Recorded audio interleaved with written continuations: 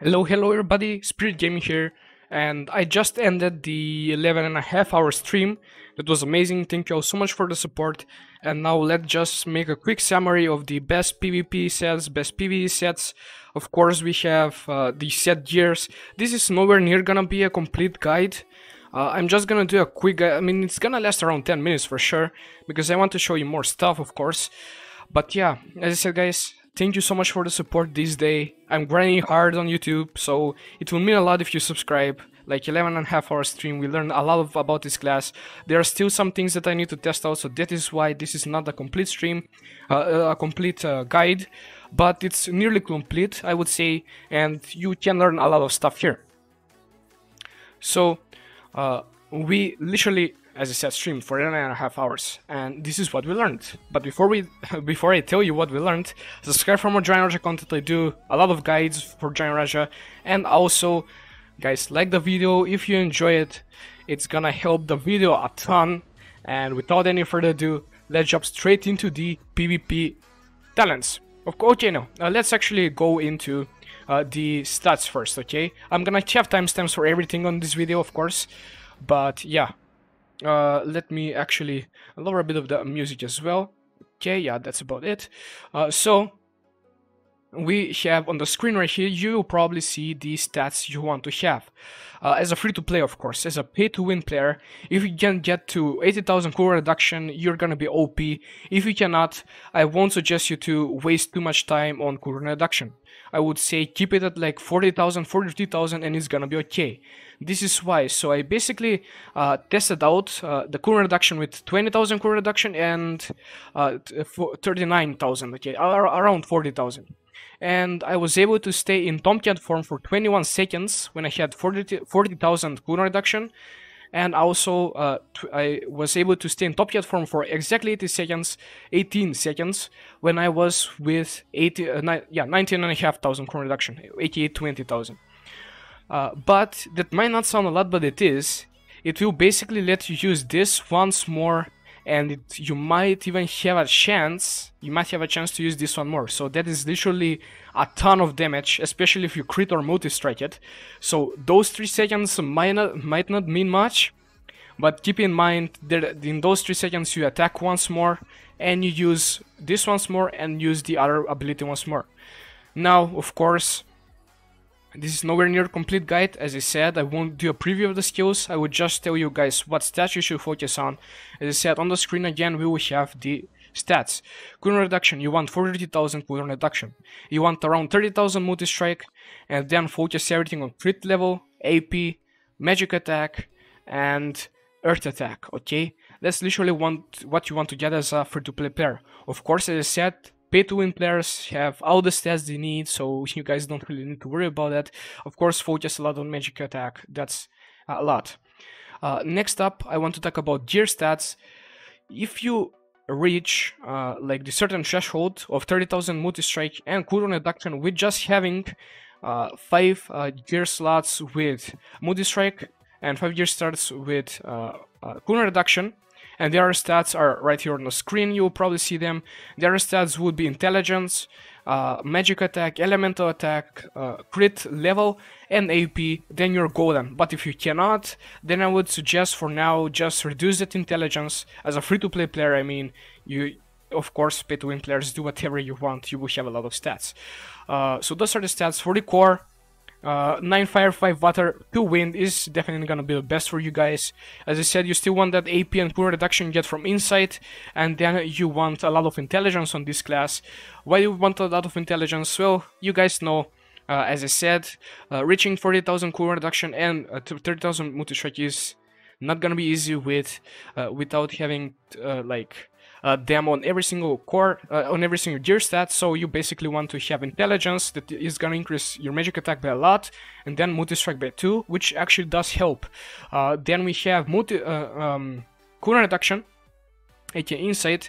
It increases magic attack, AP, and then of course cooldown reduction as well. So those are the cores you want to have: 9 fire, 5 water, 2 wind. Next up, I think it's time to go for the set pieces.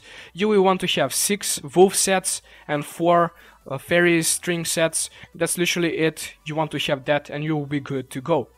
Next up, we have the rotations, not the rotations, I mean the plans. This is the PvP plan that everyone has been talking about, and it's actually the best plan out of all of them. For PvP, I can tell you for certain, for now, of course. After a while, this will completely change, but for now, this is gonna be a Cat Enhancement, Cat's Walk, Shadow Recall, and Cat's Tango.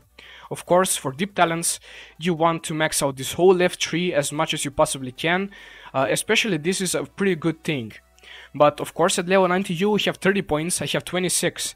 Also I opt into getting Torture and Heat Up as much as I possibly can, which I maxed out.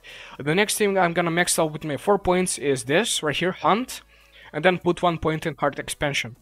That's literally it. Of course for the actual EX abilities, you want to have Scorch and this Chinese, not Traceted EX ability with the Revanmonger Refine set. Skill rotations, there is really no skill rotation. It's for PvP, of course. For PvP, there is one for PvE that every player will use, of course. This is PvP, so it's gonna be situational, guys. It's gonna be quite similar to the PvE one, so stay tuned for the PvE rotation. PvE rotation, guys, and PvE talents and deep talents. You basically want to just transfer this to be connected nightmares. That's what you want to do. Increasing damage and damage change is nice, and also hard points per second are increased as well, which is amazing, as I said. Cat Enhancement, Shadow Recall, Cat's Tango again is the same thing. Of course, if you're not running a dungeon, you can run Drain instead, for sure. If you're running in Dragon Slayer, Drain is gonna be better. Especially because of the deep talent that we're gonna opt in faster than we're gonna go in smooth moves. So, for the deep talents, you want to max out these talents, 5 in these, 5 in these, 3 in these, and 3 in these. And then you want to focus this right here, Hunt. You can even do this exactly when you hit level 90. Then get Torture, get Heat Up, get 2 of the smooth moves, and put 1 point into Heart Expansion. That's literally the build.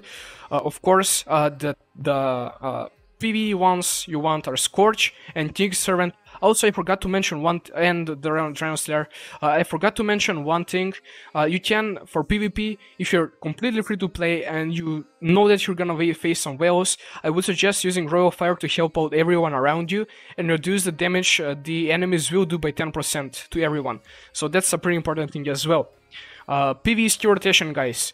I'm gonna put it on screen right now, and I'm gonna use it right now. So, always you want to start in Raven form, of course. I might experience some lag over here, but it's gonna be on the screen. Everything is gonna be on the screen. So yeah, you want to do attack a few times until you see a red dot above his head. Use your Raven. Use both of your EX abilities.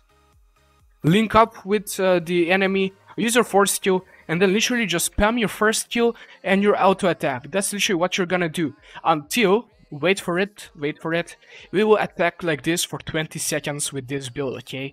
With my cooldown reduction, we're gonna attack for around 20 seconds, of course. It's gonna be very, very nice. As you saw there, that literally saved me. That extra cooldown reduction saved me. Next, we go in here, immediately use Virtue. And if you can, use all of the rest of the abilities, if you can, of course. I think I made a mistake there. I should have used Link first before Virtue, but it won't help that much, to be honest. Again, spam out, spam out, spam out.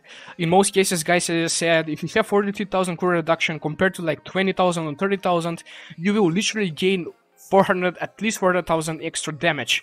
So it's pretty important to have cooldown reduction on this class, even as a free-to-play. Yeah, see, I completely missed that, but I did get another stack of that. So that's literally the build. I think that's enough for you guys. Let's see, what else do we go in depth? Also, yeah, it's an Earth Attack user. Earth Attack is the main stat. Cooldown reduction, guys, as I said, I have not said this yet. This is gonna be on the complete guide video. This is just a quick video for tonight and for everything we learned.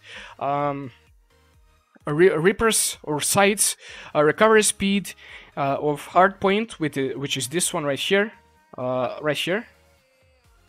Okay, I don't use it, but this one right here is actually gonna be increased by cooldown reduction, and the skill cooldowns are not gonna be decreased at all. So keep that in mind.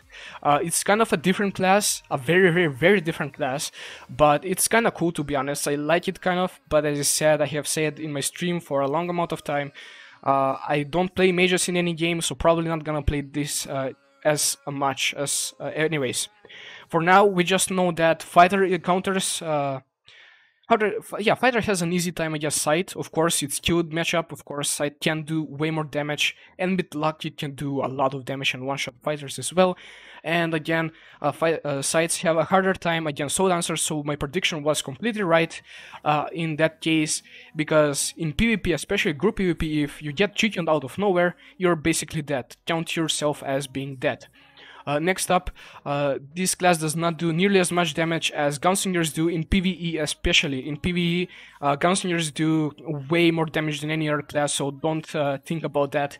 In group dungeons or in solo dungeons, this class, we did not test it as much, although, as far as I have seen, it basically one-shots bosses, and for that, we have also the Drain. Not Drain, dude. Yeah, it's this one right here. Which we are gonna use in dungeons. As I said, this one you want to use in Dragon Slayer, this one you want to use in dungeons. If a boss attacks you and leaves you at like a minimum amount of HP, you just want to go into Raven form and use this ability. You will go back up to full HP. Keep that in mind, very useful tip.